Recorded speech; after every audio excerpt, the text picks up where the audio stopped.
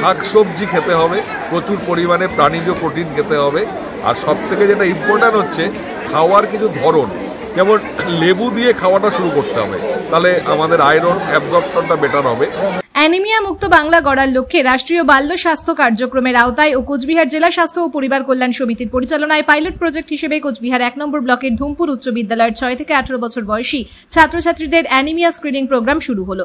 জানা যায় গোটা রাজ্যের পাশাপাশি কোচবিহার জেলার সকল ব্লকে এই অ্যানিমিয়া স্ক্রিনিং প্রোগ্রাম সম্পন্ন করা হবে। আজকের অনুষ্ঠানে উপস্থিত ছিলেন ব্লক মেডিকেল অফিসার ডক্টর চিন্ময় বর্মন সহ জেলা ও ব্লকের বিভিন্ন আধিকারিকগণ। কেন প্রয়োজন অ্যানিমিয়া টেস্ট? কোন খাবার খেলে দূর করা সম্ভব অ্যানিমিয়া? এমনই একাধিক বিষয় নিয়ে কি জানালেন BMOH ডক্টর চিন্ময় বর্মন। এটা অ্যাকচুয়ালি আমাদের T3 ক্যাম্প। T3 মানে test, treat and talk. Anaemia মুক্ত বাংলা স্কুলের এই স্টুডেন্টদের আমরা এটা টেস্ট করছি স্বাস্থ্য দপ্তরের তরফ থেকে। এটা সারা রাজ্যেই হচ্ছে। এটা কোচবিহার জেলা স্বাস্থ্য দপ্তর থেকে আমরা আজকে শুরু করেছি। অ্যানিমিয়া মুক্ত বাংলা স্টুডেন্টদের হিমোগ্লোবিন টেস্ট করা হচ্ছে এবং সেটা অনুযায়ী চিকিৎসা যা লাগবে তার দেওয়া হবে। আর টক মানে কিছু উপদেশ, কিছু সাজেশন, এটাই একমাত্র মানে দরকার।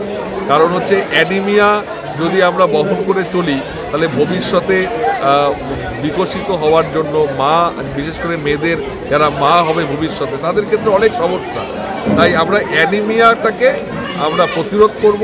আমরা কিছু সাধারণ নিয়ম নীতি, খাদ্যাভ্যাস, কিছু নিয়ম কানুন, খাওয়ার, রান্নাবান্নার, এসবের মধ্যে থেকে আমরা যাতে স্টুডেন্টরা সচেতন হয় এটার আমরা চেষ্টা করছি। আচ্ছা, বর্তমান সময়ে কতটা মানে পরিসংখ্যান কেমন রয়েছে যে অ্যানিমিয়ার ক্ষেত্রে? এই অ্যানিমিয়ার পরিসংখ্যানটা না মানে এক্স্যাক্টলি আমরা নেই, কোথাও সেভাবে হয়নি।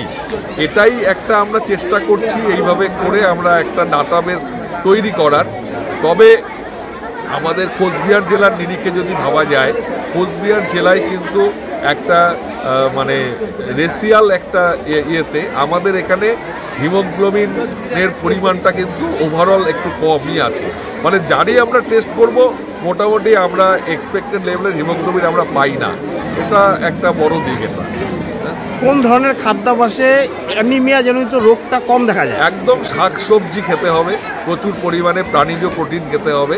আর সব থেকে যেটা ইম্পর্ট্যান্ট হচ্ছে খাওয়ার কিছু ধরন, যেমন লেবু দিয়ে খাওয়াটা শুরু করতে হবে, তাহলে আমাদের আয়রন অ্যাবজর্পশনটা বেটার হবে।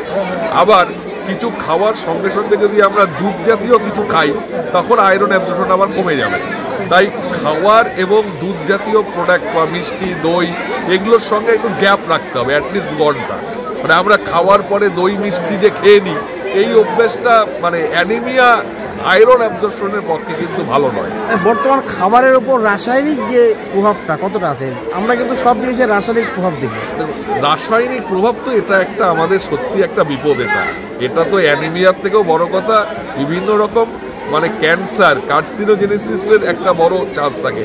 তাই সবসময় খাওয়ার জিনিসগুলো কীটনাশক থেকে মুক্ত রাখাটাই দরকার।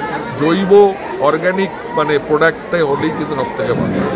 ধুমপুর উচ্চ বিদ্যালয়ের প্রধান শিক্ষক অনন্তনাথ বলেন, এমন একটি শিবির আমাদের বিদ্যালয় থেকে শুরু হওয়ায় আমরা সকলেই খুশি। এতে ছাত্রছাত্রীরা যতটা উপকৃত হবে শুনবো।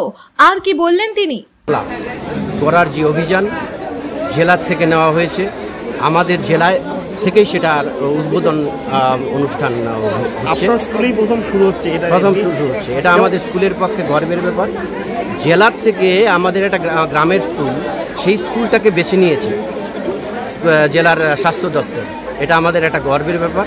আমরা এতে খুশি, আমাদের ছাত্রছাত্রীরা খুশি এবং আগামী দিনে এই প্রোগ্রামের মাধ্যমে আমাদের ছাত্রছাত্রীরা উপকৃত হবে।